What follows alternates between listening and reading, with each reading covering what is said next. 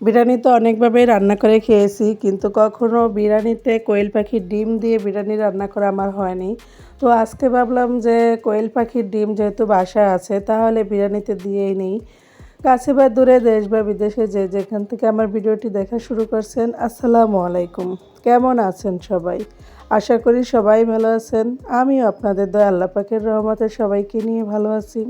তো যেই কথা সেই কাজ, চলে আসলাম নতুন একটি রেসিপি নিয়ে। তো এখানে আমি কোয়েল পাখির ডিমগুলো সিদ্ধ করে নিয়েছি। এখানে আমি 1 ডজন কোয়েল পাখির ডিম নিয়ে নিয়েছি। তো এগুলো আমি সুন্দর করে সিদ্ধ করে চুলে রাখলাম। আর আজকের বিরিয়ানিটা আমি প্রায় আধা কেজি চাল দিয়ে রান্না করব। তো আধা কেজি চাল আমি সুন্দর করে ধুয়ে পরিষ্কার করে নিছি। এখানে বিরিয়ানি রান্না করার জন্য আমি তিন থেকে 4টা ছোট সাইজের আলু নিয়ে নিছি। সেই আলুগুলো আমি সুন্দর করে কেটে বেছে পরিষ্কার করে নিছি। চিকেনটা আমি একটু কম নিয়েছি, যেহেতু আমি ডিম দেবো এখানে, তো এই জন্য আমি চিকেনের পরিমাণও আধা কেজি নিয়েছি। তো আপনারা যদি চিকেনটা বেশি খেতে চান, সেই ক্ষেত্রে একটু চিকেন বেশি নিয়ে নিতে পারেন। তো আমি চিকেনগুলো সুন্দর করে ছোট ছোট করে কেটে নিছি। এগুলো আমি ভেজে নিলাম, একটু হালকা হালকা ভেজে নিব, অতিরিক্ত ভাজা যাবে না, কারণ অতিরিক্ত ভাজতে গেলে চিকেনগুলো শক্ত হয়ে যাবে।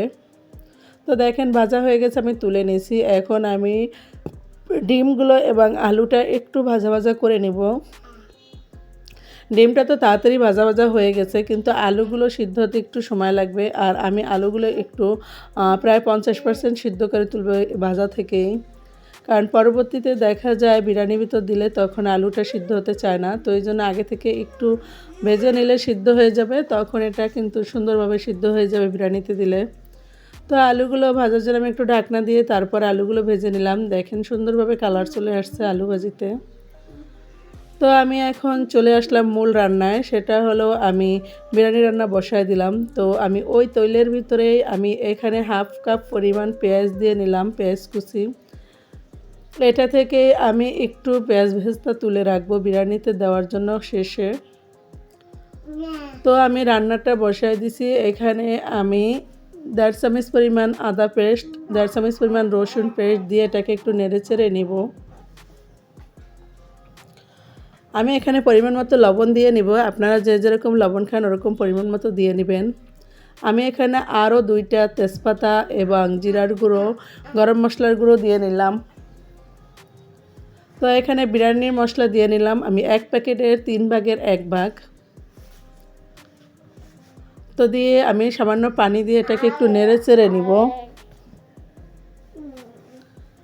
তো ভালোভাবে কষানো হয়ে গেলে আমি এখানে কাঁচামরিচ ফালি দিয়ে নিলাম 2টা। তো এখন আমি এখানে আলুগুলো এবং চিকেনগুলো দিয়ে নিলাম, যাতে এটা একটু কষানো হয়। তো ঢাকনা দিয়ে একটু কষিয়ে নিলাম, যাতে চিকেনের ভিতর এবং আলুর ভিতর মশলাটা সম্পূর্ণ ঢুকে যায়। এই পর্যায়ে এসে আমি ধুয়ে রাখা পরিষ্কার করা চালগুলো আমি দিয়ে নিলাম। দেখেন চালগুলো কি সুন্দর ঝরঝরা। আমি যেহেতু আগে থেকে ধুয়ে পরিষ্কার করে একদম চালগুলো ছেঁকে রাখছি, তো এই জন্য চালগুলো কিন্তু একদম ঝরঝরা ছিল। আমি এখন এই চালগুলো একটু ভালোভাবে ভেজে নিব, কারণ ভেজে নিলে দেখা যায় যে ভাতটা ভাঙবে না। আর যদি আপনারা এভাবে চালটা ধুয়ে ঝরে রাখেন, তাহলে সেই চালটাও কিন্তু ভাঙে না পরবর্তীতে আর। তো কষানো হয়ে গেছে, আমি পরিমাণ মতো পানি দিয়ে নিব। আমি 2 পট চালের জন্য 4 পট পানি দিয়ে নিব। 4 পট থেকে একটু কম পানি দিব যেহেতু। তো এটা দিয়ে আমি 3 পট পানি দিয়েছি, 1 পট দুধ দিছি, দিয়ে আমি এটাকে সুন্দরভাবে মোট 4 পট দিলাম আর কি। দিয়ে আমি নেড়ে চেড়ে সুন্দরভাবে ঢাকনা দিয়ে অপেক্ষা করব বলক আসা পর্যন্ত। তো বলক চলে আসলে আমি এটাকে নেড়ে চেড়ে সুন্দরভাবে আবারও ঢাকনা দিয়ে রাখবো। অপেক্ষা করব আরও 5 মিনিট। তো দেখেন খুব সুন্দর একদম সাদা ধবধবা বিরিয়ানি হয়ে যাবে এটা, কারণ যেহেতু দুধ দেওয়া হয়েছে, খেতেও কিন্তু অনেক বেশি মজা হয়েছে।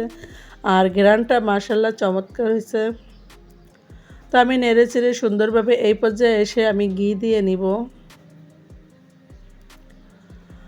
বিরিয়ানিটা একদম সম্পূর্ণ হওয়ার পরে ঘি দিলে কিন্তু সেটা ভালো হয় না, তো এই জন্য একটু আগে থেকে ঘি দিয়ে নিতে হবে। আগে থেকে ঘি দিয়ে নেড়ে চেড়ে নিলে এটা কিন্তু মজা হয় খেতে। তো আমি নেড়ে চেড়ে সুন্দরভাবে এখানে আমি ডিমগুলো দিয়ে নিব এখন। মাঝখানের ভাতগুলো আমি একটু সরিয়ে নিচ্ছি, সরিয়ে নিয়ে আমি এখানে ডিম দিয়ে নিতেছি। তো ডিমগুলো দেওয়া কিন্তু হয়ে গেছে, আমি ঢাকনা দিয়ে অপেক্ষা করলাম আরও 5 মিনিট। তো এখন আমি পরিবেশনে চলে আসলাম। একদম বিরিয়ানিটা মাশাআল্লাহ ঝরঝরা চমৎকার একটা বিরিয়ানি হয়েছে। তো এখানে আমি কিন্তু এখন পেঁয়াজ ভেস্তা দিয়ে নিব। পেঁয়াজ ভেস্তা দিলেই হয়ে যাবে চমৎকার এই বিরিয়ানিটি। বিশ্বাস করেন, সত্যি বলছি, নিজের রান্নার প্রশংসা নিজেই করছি, যেহেতু আমি খেয়েছি খাবারটা এত বেশি মজা হয়েছে, খুব বেশি মজা হয়েছে। তো যারাই আমার ভিডিওটা দেখা শুরু করছেন এবং এ পর্যন্ত দেখে আসছেন সবাইকে অনেক অনেক ধন্যবাদ ও অনেক অনেক ভালোবাসা। আর যারা নতুন বন্ধু আছেন এখন আমার চ্যানেলটি সাবস্ক্রাইব করেন নাই, প্লিজ চ্যানেলটি সাবস্ক্রাইব করে জান্নাত স্বপ্নের সাথে থেকে যাবেন। যদি একটুও ভালো লাগে থাকে আত্মীয় স্বজনের মাধ্যমে আমার ভিডিওটি শেয়ার করে দিবেন, যাতে তারা দেখার এবং শেখার সুযোগ পায়। তো সবাই ভালো থাকবেন, সুস্থ থাকবেন, সবাই আমার জান্নাত স্বপ্নের সাথে থাকবেন। আল্লাহ হাফেজ।